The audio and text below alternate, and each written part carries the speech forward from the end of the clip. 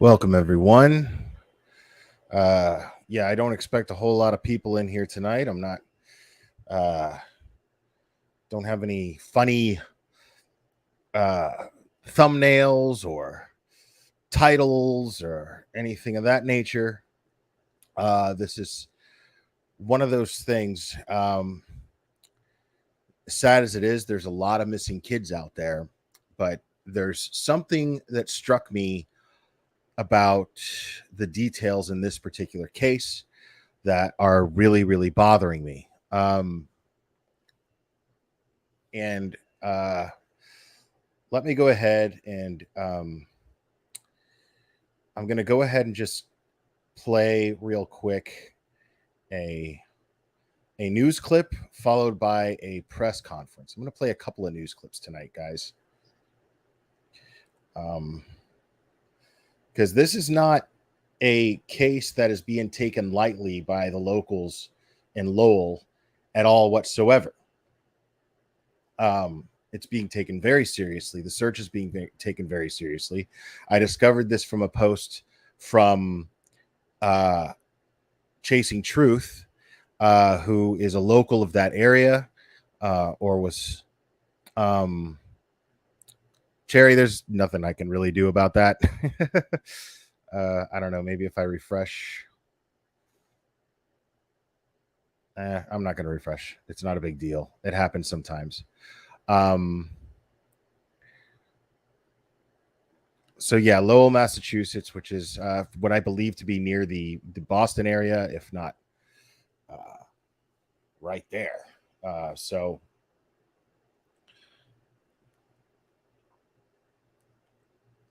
let me go ahead and share the screen here.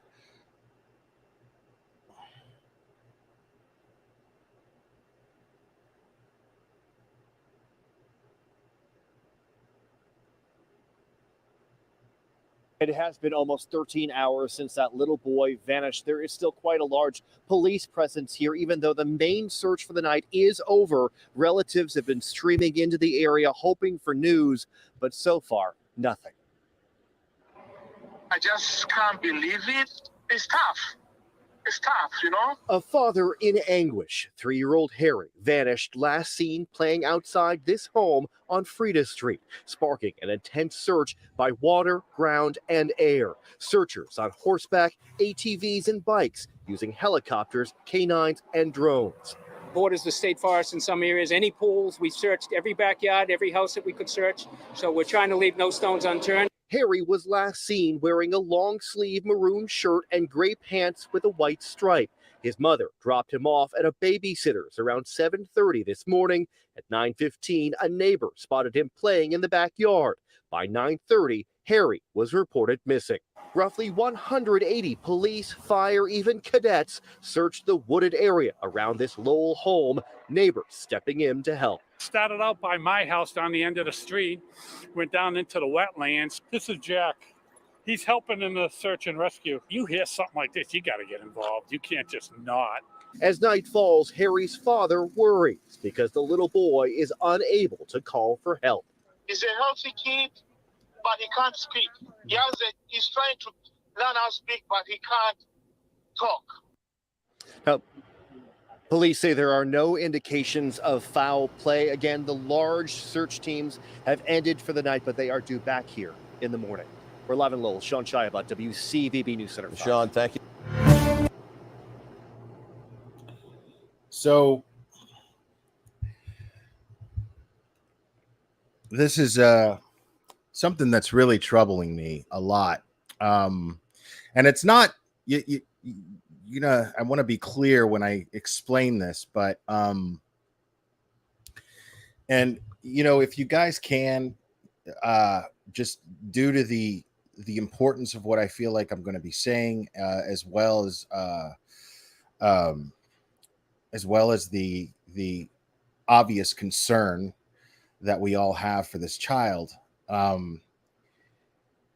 there's a very different approach being taken when given the information of this child. Because as you can see, everyone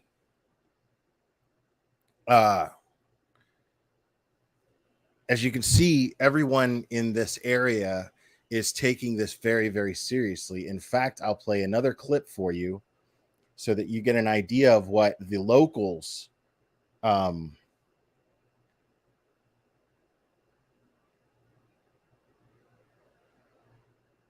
how the locals are taking this, which I find to be actually very inspiring.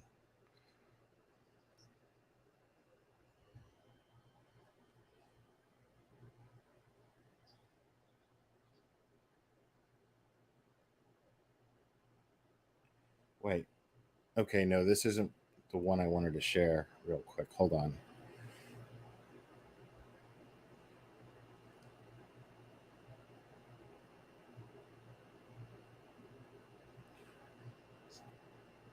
There's so many news clips about this, guys.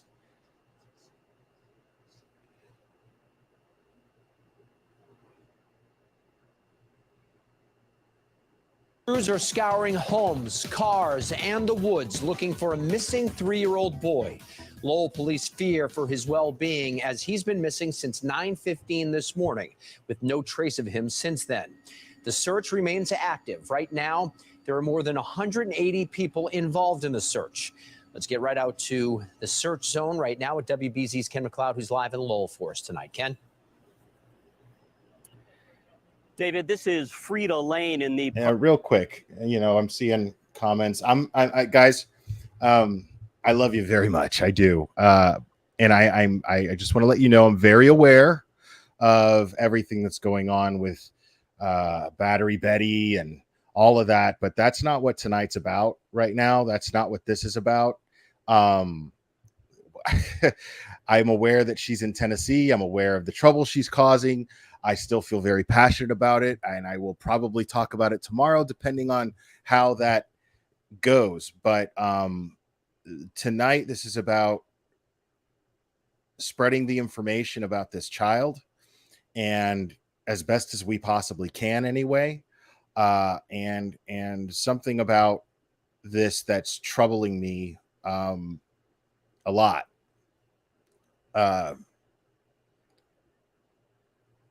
Pawtucketville section of Lowell. And as you can see behind me, this area has been swarming all day with more than 150 officers from several departments, all of them trying to find that little boy. As you mentioned, officers in helicopters, on four-wheelers, even on horseback. But now they've searched for more than 10 hours. The youngster still remains missing. I hope he's safe. Whole family, it's tough. The monstrous hunt for this toddler included cadets grid searching a Christmas tree farm and dive teams in wetlands scattered through the woods. The searchers fanned out from this home where little Harry was last seen this morning, a couple of hours after he was dropped off at his babysitter's. About 9:15 this morning, a neighbor had observed the child in the backyard at 37 Frida. And about 9:30 this morning, the Lowell Police Department received a call regarding a missing or lost child. The mom came around asking if there was any ponds and stuff like that. There are several ponds and swamps nearby, both on the adjacent farmland and in the state forest that almost wraps around this neighborhood. So they're clearly taking it very seriously, which is great, but we're just wondering how far could a 3-year-old have gotten? Police with dogs, on bicycles, and on foot searched most everything, including parked cars, trash barrels, and backyard sheds. I think they've already checked all the neighbors' pools. That's the first thing you would think. The Tingsboro State Forest is right there. Folks coming in and out of the neighborhood also had their vehicles searched, and police asked all nearby residents to scour their property on their own. That you take a look very, very thoroughly through your vehicles that may have been there, through your sheds, through window wells, through your houses, just in the event that he happened to wander in those different locations, okay?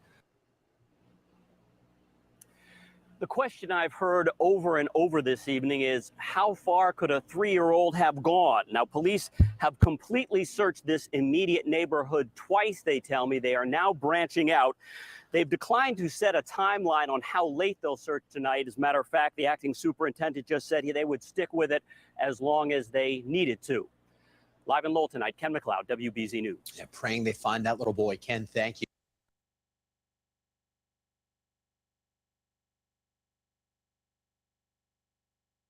Now I'm going to go ahead and play that press conference in full. I'm going to go ahead and play that press conference in full because I think it's important to get all of the information available out there. This is all the information that I've been able to collect so far. So I want to be able to get all this information going.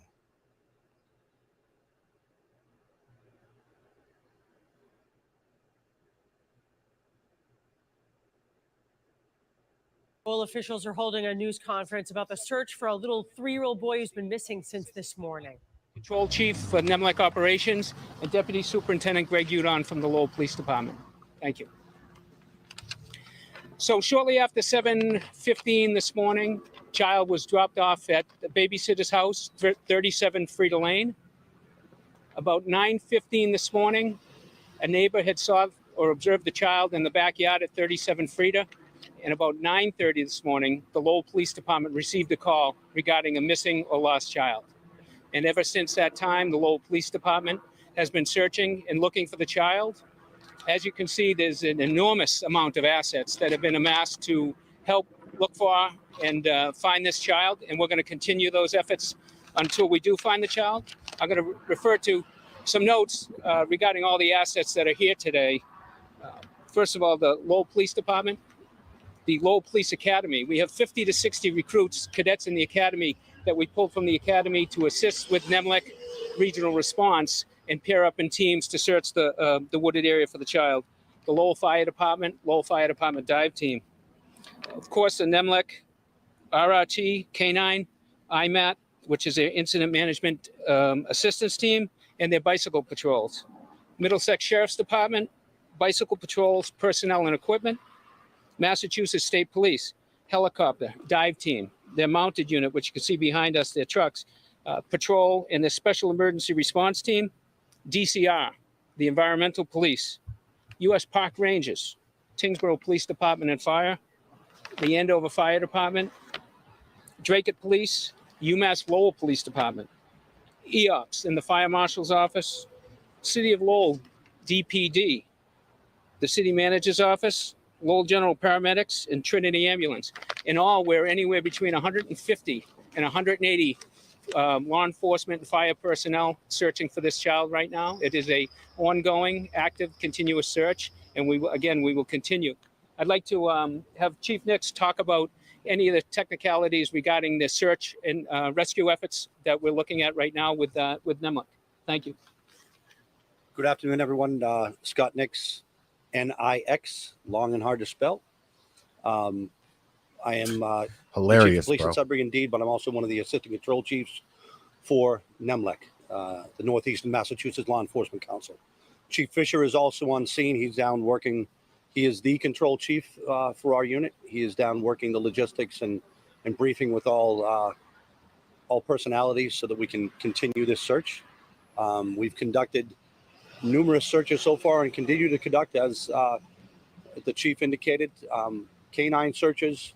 Right now, I don't know if you had seen it, but we're doing a extensive, call it line search with probably 100+ personnel in that line of trying to identify areas that have already been searched, but search it more thoroughly.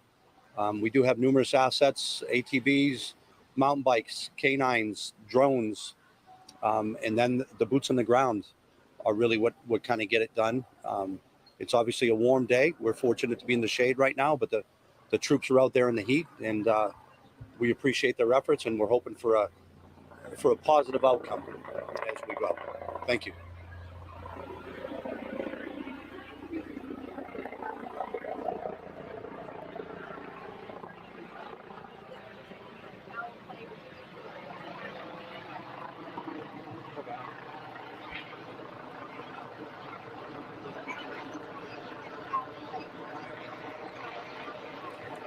Right now, we suspect nothing other than a missing or lost child. We're hoping that the child walked away and that the outcome will be that we find the child right now. There's been nothing to indicate anything but right now.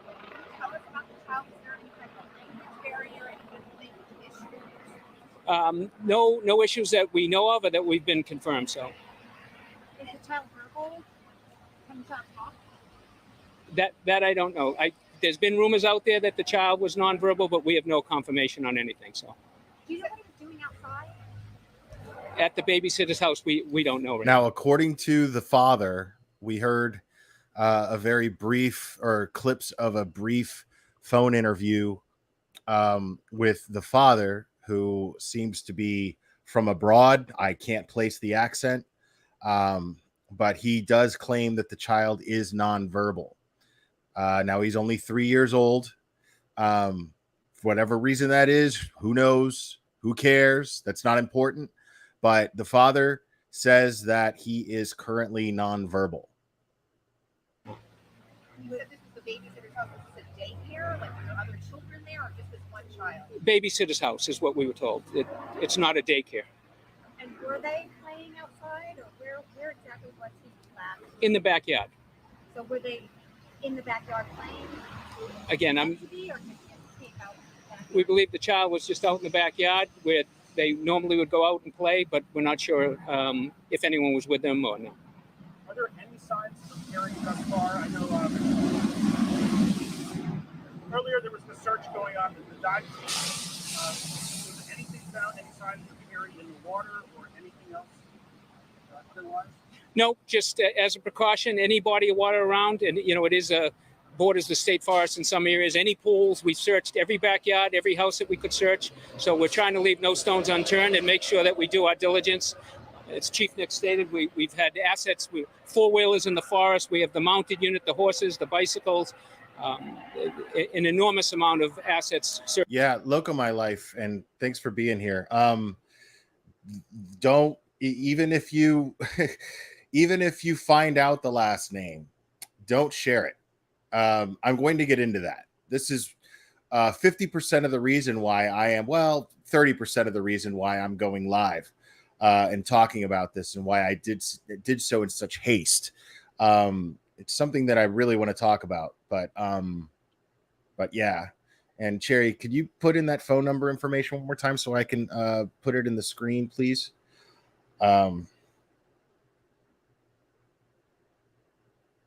Searching, and we're going to continue.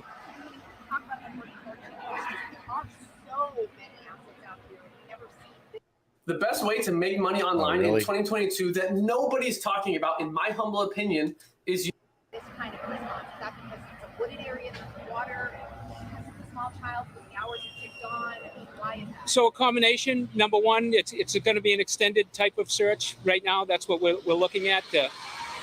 We have a vast forest where the child could. There were bodies of water that's in the forest as well. So we have to make sure that we do have enough assets and enough personnel to dispel them and relieve them should something be prolonged.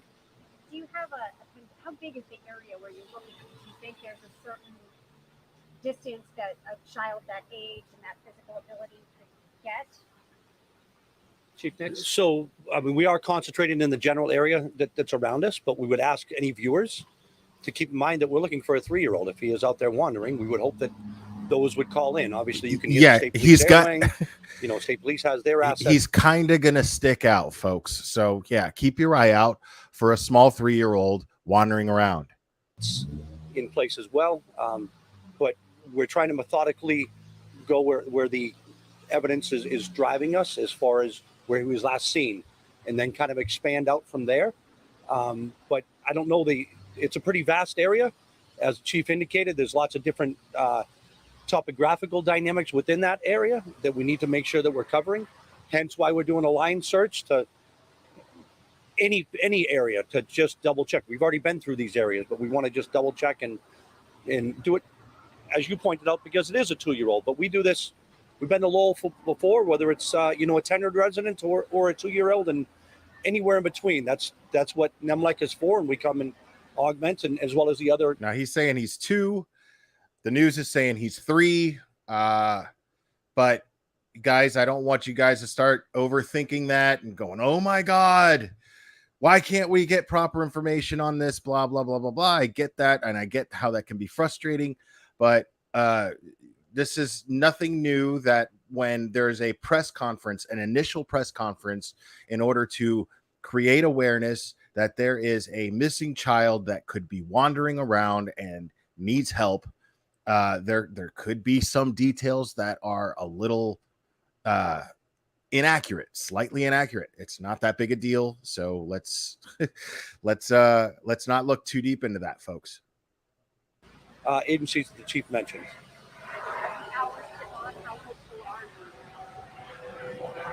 I always remain positive. So I always try to remain positive.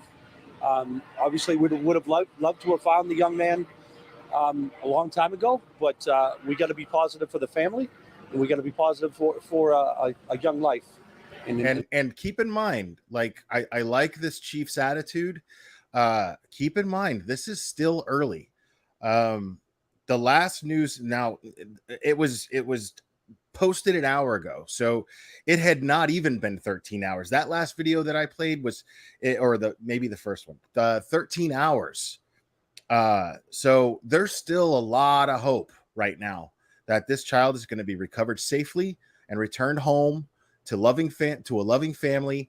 And this is not something to absolutely panic about just yet. This is what we want to see, folks. What we want to see from law enforcement is this kind of effort early on. This is the best case scenario when we're dealing with a missing child and it's a fresh case. Until dynamics change, we're going to keep proceeding that same positive path. And how is the family holding up? So the family is concerned. Again, I don't want to get, as the chief said, I don't want to get too much into dynamics of the family or the child or anything, because we're considering all levels of what might have transpired, and I would not want to see anything jeopardized in that search or ensuing investigations. There is no indication of that at all, but we just need to be cognizant of that. That's all.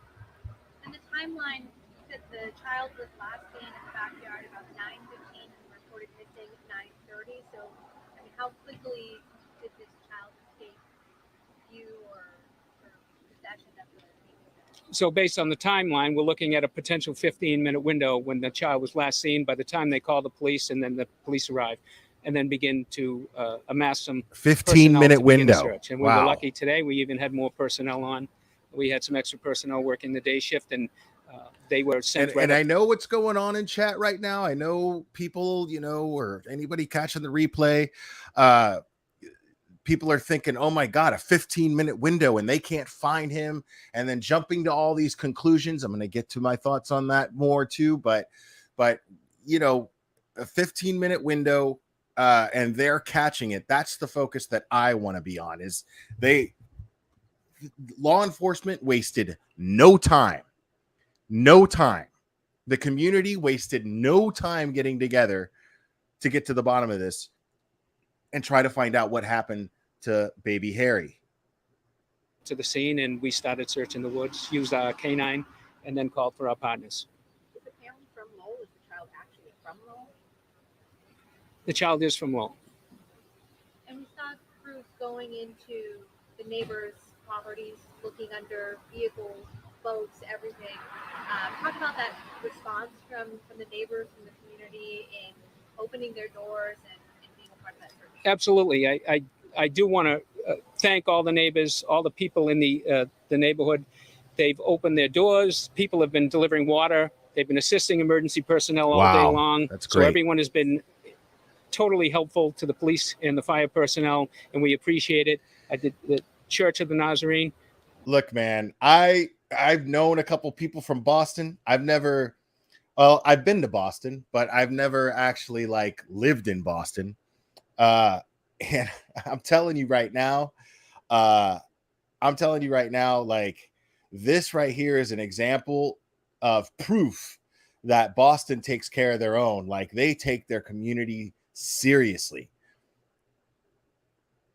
Has been more than accommodating in terms of providing shelter now, water, and facilities for all law enforcement and fire personnel. So, did you ever issue an Amber Alert plan to? Is there a need for that? So there's nothing, again, to indicate that there was any foul play involved in this right now. So okay, so the question that reporter just asked is if they issued an Amber Alert. Understand how Amber Alerts work, guys. Amber Alerts are designed to indicate that a child is in danger. Now, obviously, some of you are thinking, or all, if not all of you are thinking, well, how could a 3-year-old not be in danger if they're out there by themselves? Or, we don't know if that child is actually in danger. There are other factors to consider whether or not this child is in danger. Maybe a neighbor brought the kid in, or God knows what, or the kid is hiding somewhere and is actually safe. So it's a weird, very fine line between, as far as when law enforcement issues an Amber Alert. I don't know all the details as to why that is, but we've looked at cases like this before where we're just like, why hasn't there been an Amber Alert issued? The reason why is because a child has to be considered in danger. Now, as to why these law enforcement officers don't consider the child to be in danger enough to issue an Amber Alert just yet, I'm sure there's protocols that they're following, and that's why. But I'm just trying to explain to you guys how Amber Alerts work. Until a time that may come or may not come, then we wouldn't do that. Introducing Remarkable 2, the paper tablet. A revolutionary new way to take notes, read, and review documents. Oh, come on. Sorry.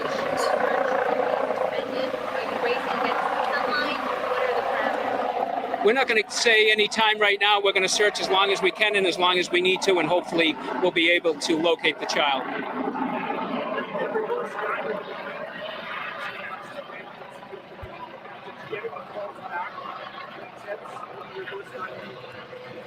So the reverse 911 was obviously more to alert all the people that we did have a missing child and that all the resources that they're seeing in the neighborhood is for that.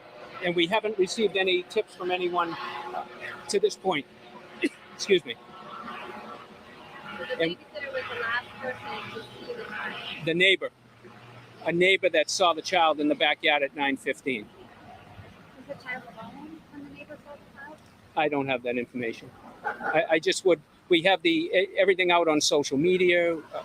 We hope that if anyone does see the child, anything at all, to notify the Lowell Police Department, call 937-3200 or 911 immediately, and we will respond and look for any tips or any leads that we can. So thank you very much. This is a 3-year-old boy, small legs, couldn't have gone very far. If you look at the bring video from different people and anyone spotted this child on like their whole security.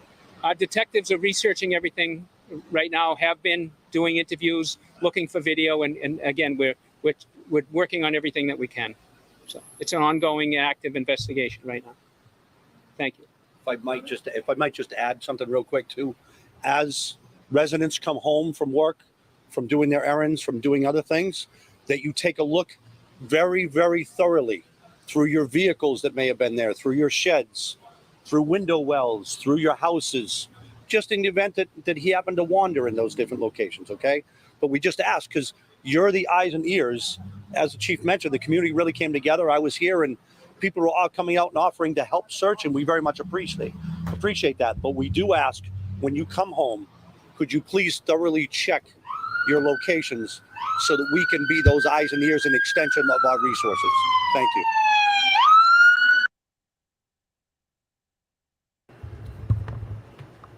So there's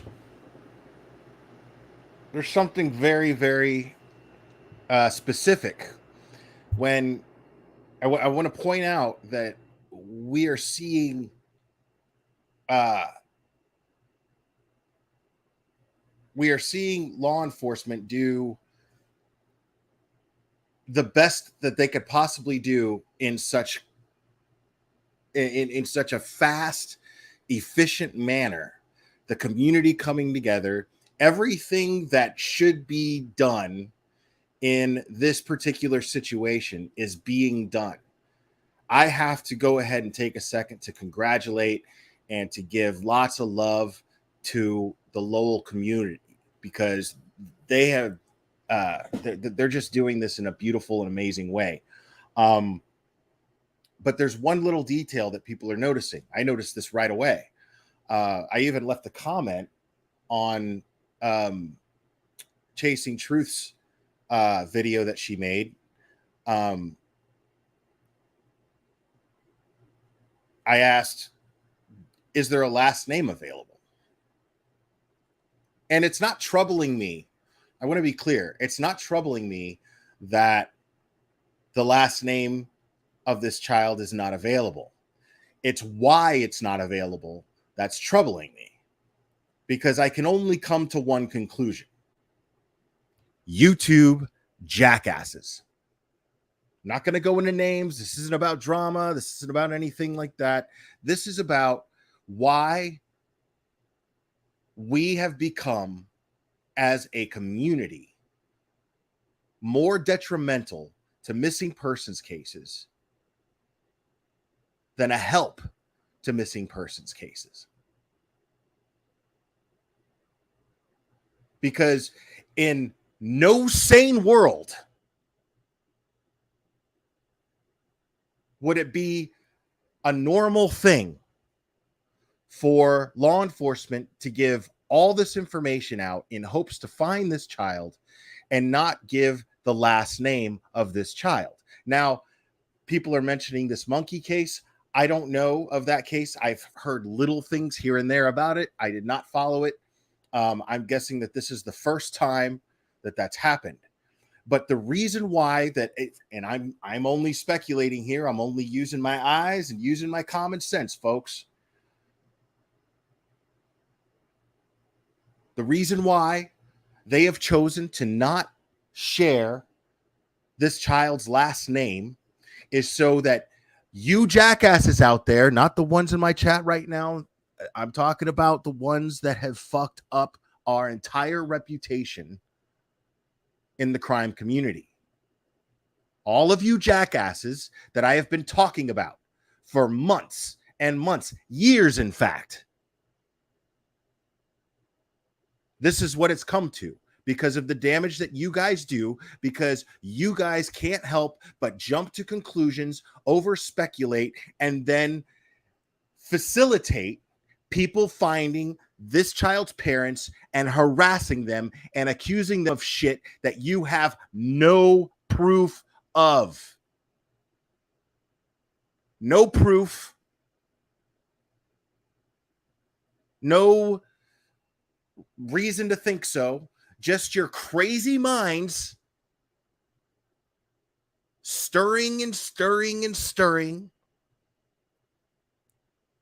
and then blasting it all over the internet so that it spreads like a virus. That's why they call it going viral.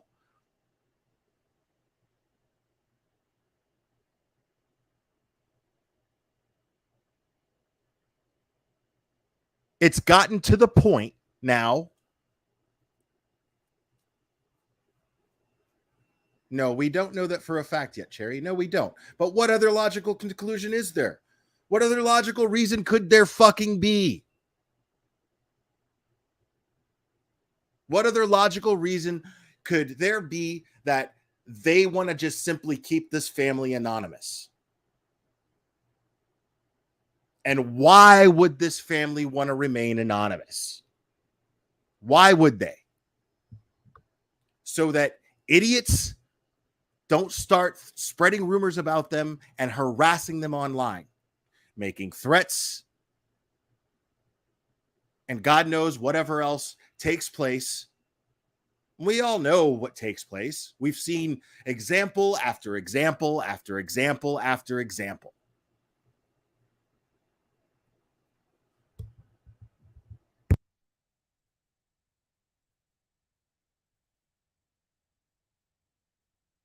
The fact that I innocently wanted to know this child's last name and then had to sit there and think for it took all but maybe 40 seconds before I came to this conclusion. All but maybe 40 seconds before I came to the conclusion that the reason why This family probably wants to stay anonymous, not because they have something to hide, because they want the focus to simply be on the description of this child and finding them.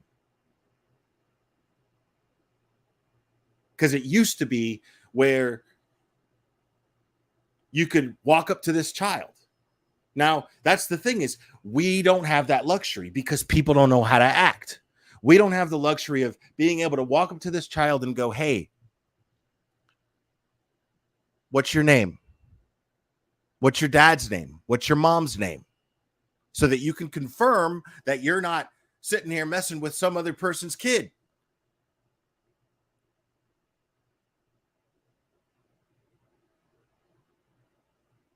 Decent people who actually want to help and be sure that this child, if they happen to come across this child on the street or hiding in a basement, and make that solid confirmation. Now, this kid is too young. In all fairness, this child is too young, and he's nonverbal according to the father.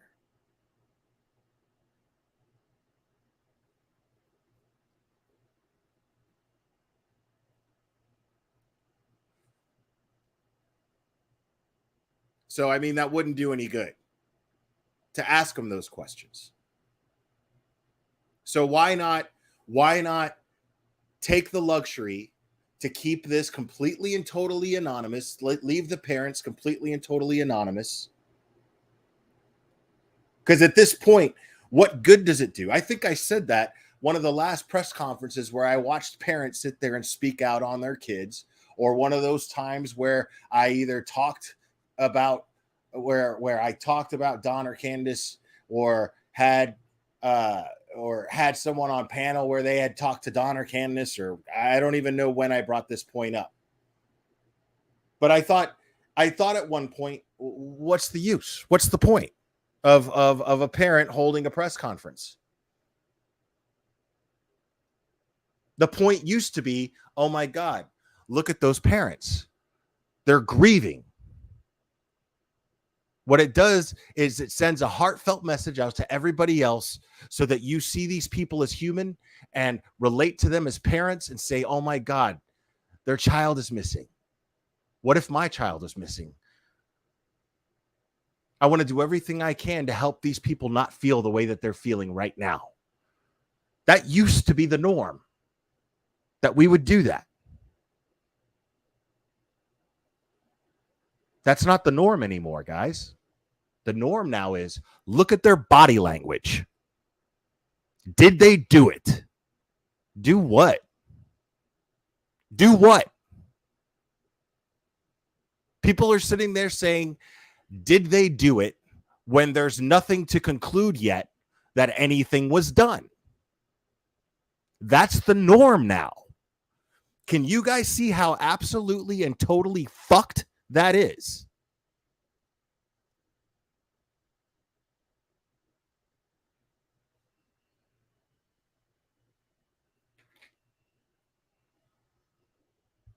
I mean, just take a moment and think about that.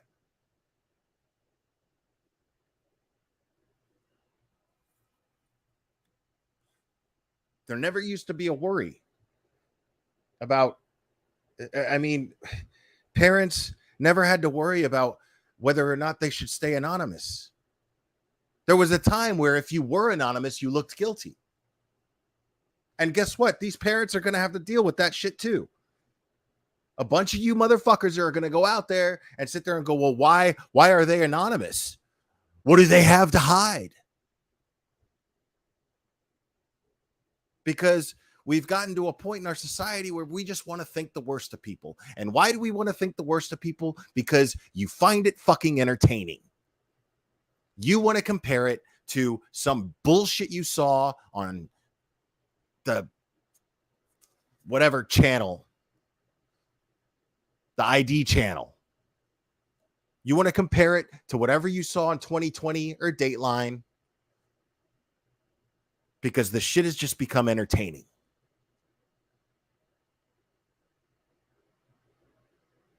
And I'm sick of it, man. I'm so over it.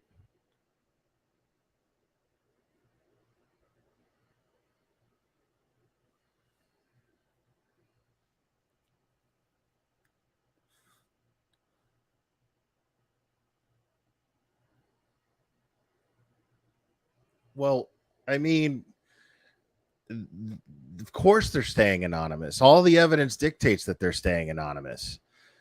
Like, at least for now, at least currently.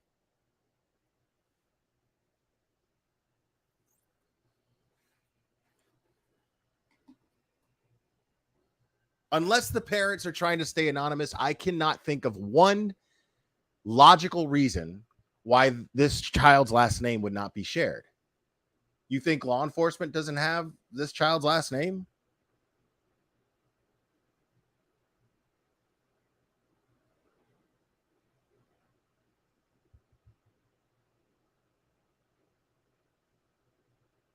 Yeah, in Sherry's opinion, yeah, sure.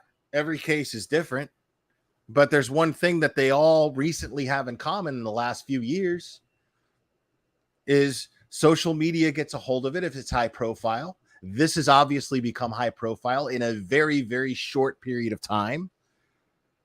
And when these cases become high profile, jackass wannabe sleuths start spreading misinformation, start focusing on the family, start digging into their personal lives, start harassing them and invading their privacy. And then what does it do? It muddies the waters when it comes to the actual search of the child. I absolutely support this. All I'm saying is that I think it's sad that it's come to that.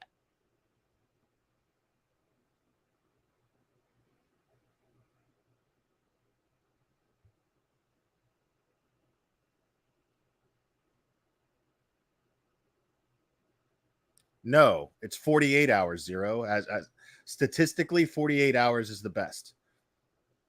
Or is the window, from what I understand, or even 24 hours. But we're talking about a 3-year-old little kid who is apparently nonverbal, according to the dad.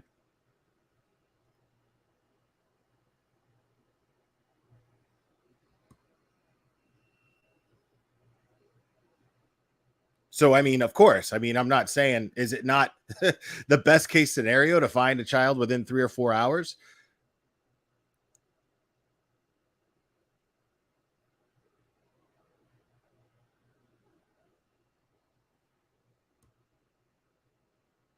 Nope. I mean, we have a description of what he was wearing last.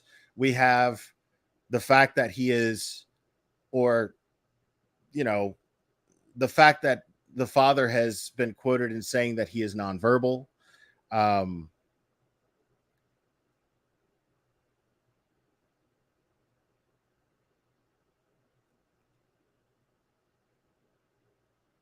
Okay, but I mean, we're splitting hairs here, Loco My Life. I get what you're saying. And these are the details that we like to have when it comes to a missing child. I agree with you. But at the same time, you know, you have a small 3-year-old child. I mean, you can't miss him if he's just wandering around. They don't suspect foul play yet. But even still, let's talk about that for a second, because that would even still enforce my theory that they're sharing such little information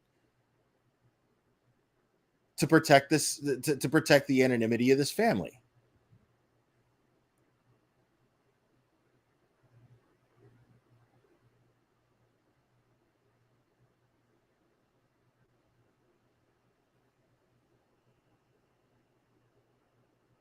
I mean, like,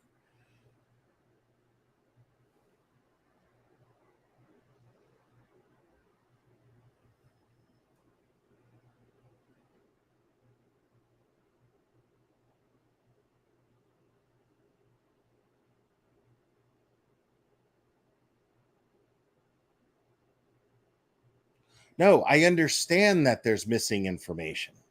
I get that there's missing information. But there do you get the vibe from all of these law enforcement officers and everybody in this community that's pulled together that there's and the fact that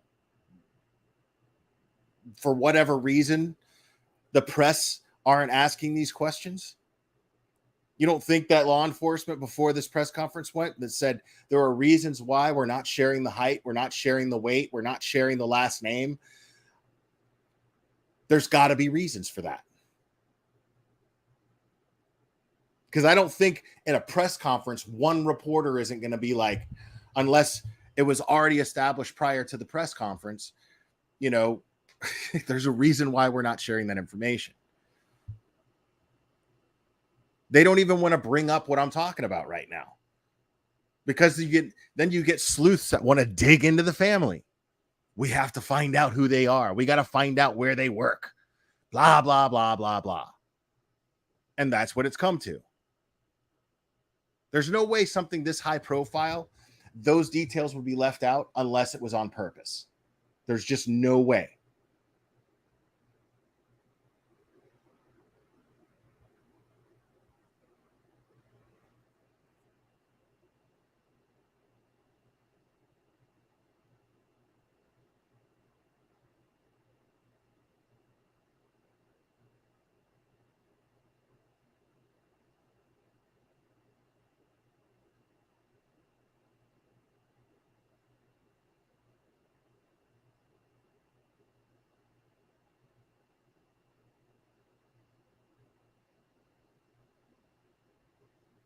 Right.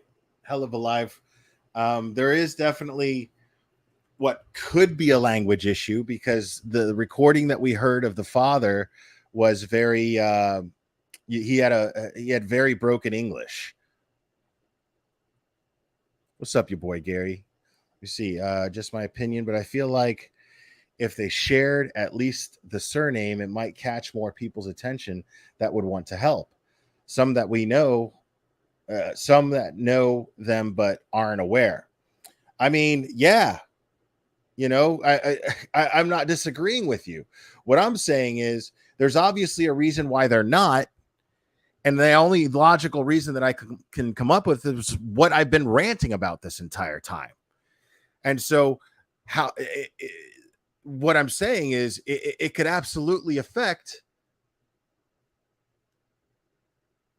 a positive outcome, because just for the sake of preparing and taking precautions for negative outcomes, they have to sacrifice information that could help bring more positive outcomes.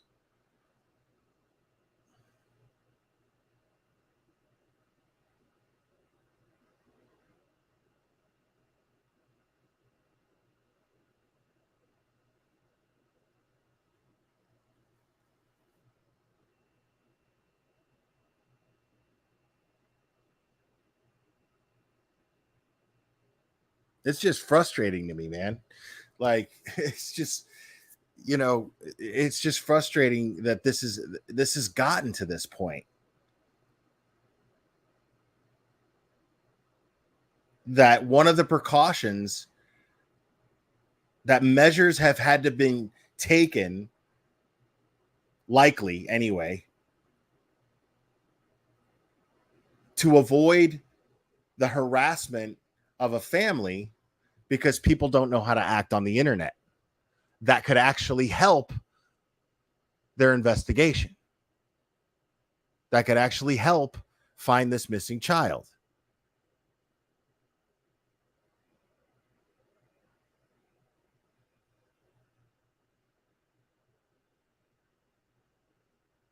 Right. Exactly. I completely agree with you, Lakota Princess.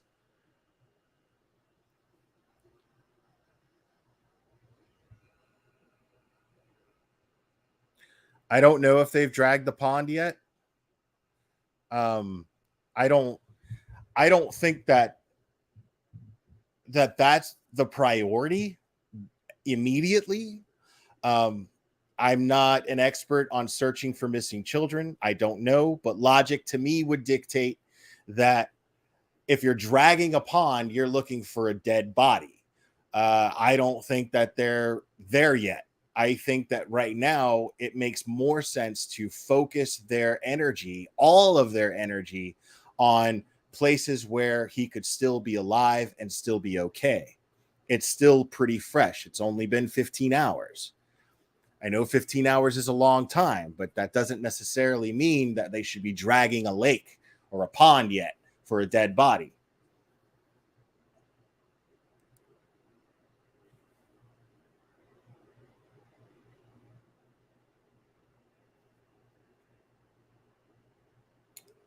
Oh, but that I don't think that any of that was in the news segment, Amanda Page.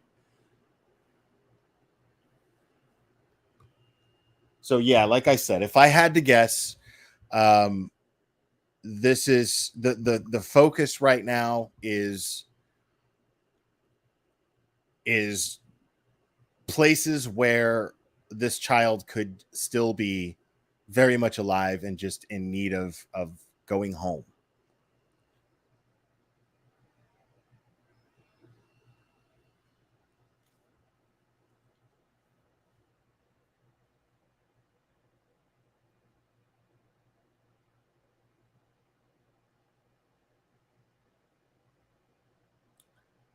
Lowell's a bad area, really? I mean, I know certain parts of Boston are pretty rough, but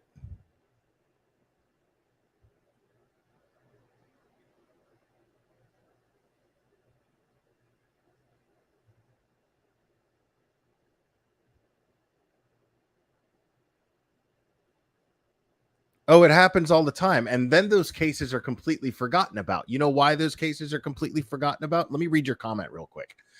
Look how many times people blamed parents that later was found out to be not involved. The little girl that was took from the tent, the boy who was took when somebody stole the car, it happens. Okay, right. It sure does happen. But and you're absolutely right about that. And I completely agree with you about that. But what I was getting at was we barely even remember those cases. Ask yourself why that is. Because there's this weird thing. There's this weird thing where deep down, and I know I'm going to get a lot of shit for this, but it's the truth.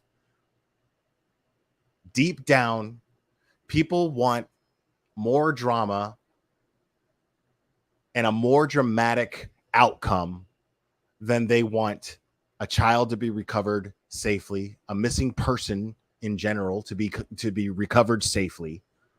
They want that more than justice or a positive outcome. Why? Because it just makes for a more entertaining story for them. Because people just don't care. Not on a mass level. They like to think that they do. This is the anomaly of true crime. This is what I find funny about it. True crime is just pure drama. It's a dramatic story. The fact that it makes it a true story gives people the illusion of caring about somebody else. So it makes it puts a little sazon on the drama. It's like, take this for instance. I'll take this example for instance. The movie Fargo, okay? One of my favorite movies of all time. The movie Fargo, crazy story. What makes that movie so great is how amazing that story is. But the Coen brothers are such geniuses when it comes to writing. And what makes them such geniuses is they understand people. They understand people on a mass level. They know how they work. They know how they think on a mass level, not on an individual level. That's something way different. But on a mass level, They understand people so well that what they did was they wrote a fictional screenplay, a fictional story on a screenplay, made this movie, and the very first thing that you see across the screen is everything that you see or hear in this movie is absolutely true. Everything about this story is absolutely true. Something to that effect. Not only do they say, they don't just say this is a true story. They just say, they really get into that, the way they deliver that. Everything that you hear about this story is true, when in fact it was not. It was absolutely fictional. It was totally fictional. So that when you watch the movie going into it, the whole time, subconsciously, you're sitting there thinking about, oh my God, that poor woman who had these crazy people break into her house because her husband had some plot to have her kidnapped because he was into some people for money. This poor woman who is hiding behind a shower curtain in her shower. Because if you knew that person didn't actually exist and she was just a character, you really wouldn't give a shit. But since you thought watching the movie that somebody actually went through that shit, it made you sit at the edge of your seat, biting your nails, going, oh my God, this poor woman.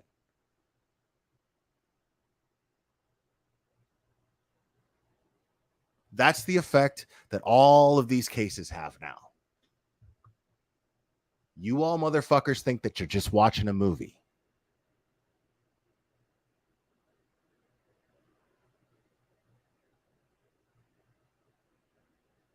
And you get so lost in the dramatic effect of it that when somebody turns out to be okay and there's no climax to your little story and your little scenario, and that climax happens to be something so boring as, you know, hey, they're okay, cool.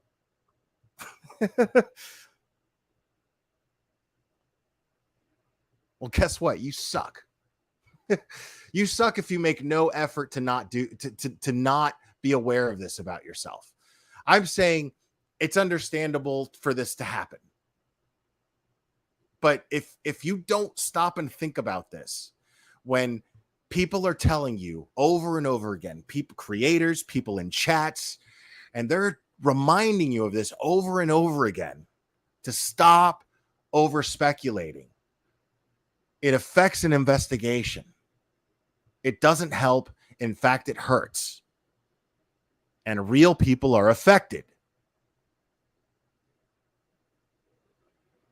You don't know anything about these families. So the responsible thing for you to do is assume that they are suffering more than anybody about this missing person in their life. That's the responsible thing to do.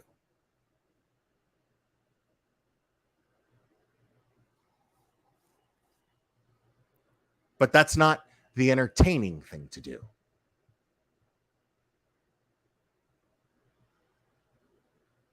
Call me crazy, but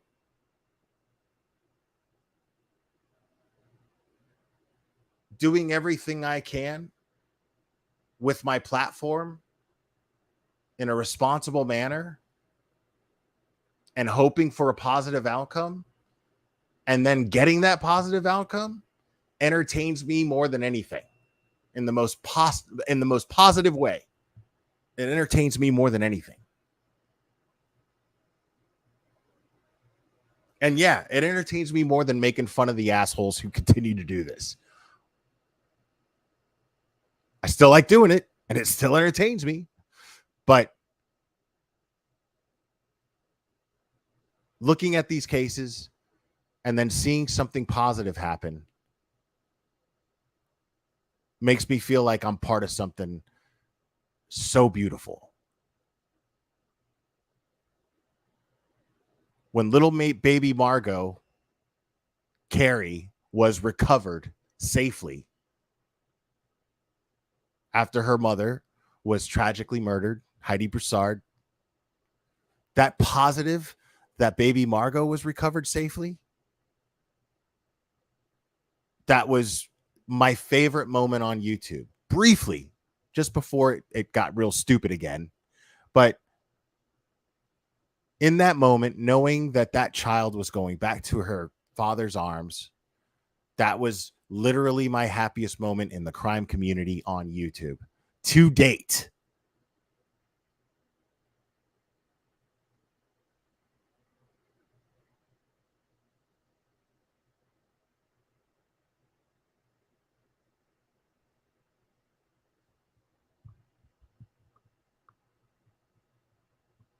Kelly Green, I agree with you. I agree with you. We're definitely becoming desensitized. And, you know, we just follow a herd. And we do this thing where we look at the next person and go, well, if they do it and they see everything okay with it, then why not? Isn't it okay? I mean,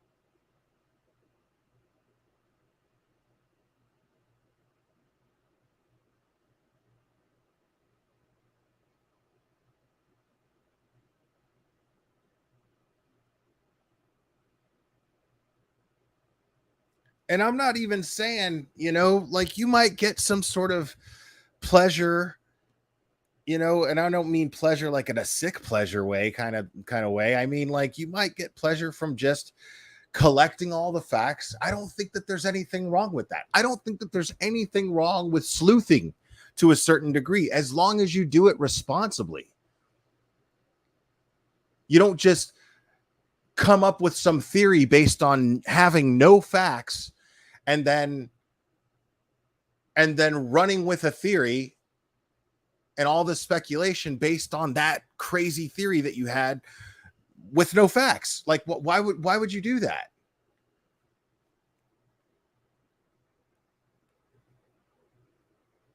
I mean, there's a lot of responsible, you know, true crime, real crime creators. There's a lot of responsible ones out there, man. I'm not even talking about them. I'm not even talking about them being monetized. That's perfectly fine. There's absolutely nothing wrong if your content is responsible and you're not actually exploiting anybody. And then there's the argument that I hear too, that's like, okay, well, if you're, you know, monetized and you're talking about a missing child, well, then you're exploiting that child. No, like if the case is fresh and you're sharing information and you're a monetized channel and your content is crime, what's wrong with that? There's absolutely nothing wrong with that. But when you're sitting there and you realize that there's an obsession on YouTube over a missing child or a missing person, and you know it's going to get you a bunch of clicks and views when every single reliable fact has been shared over and over and over and over again, and then you're still doing it, that's exploitation. That's different.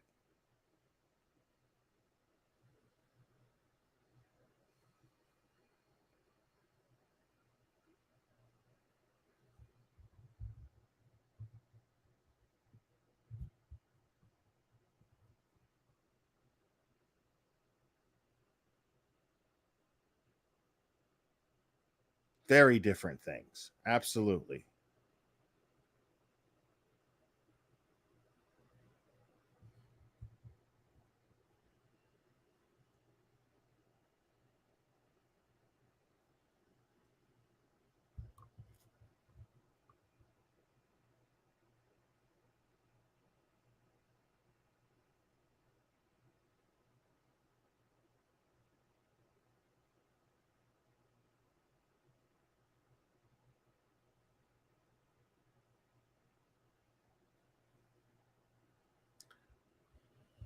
I think I've said everything I need to say on this. And as it says here, it's a missing 3-year-old boy from Lowell, Massachusetts. It's last seen at 9:30 a.m. on Tuesday, wearing a long sleeve maroon shirt, gray pants with white stripes. And he is, according to the dad, nonverbal. And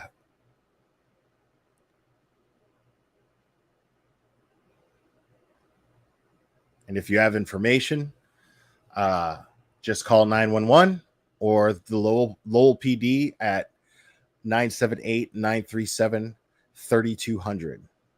That's 978-937-3200.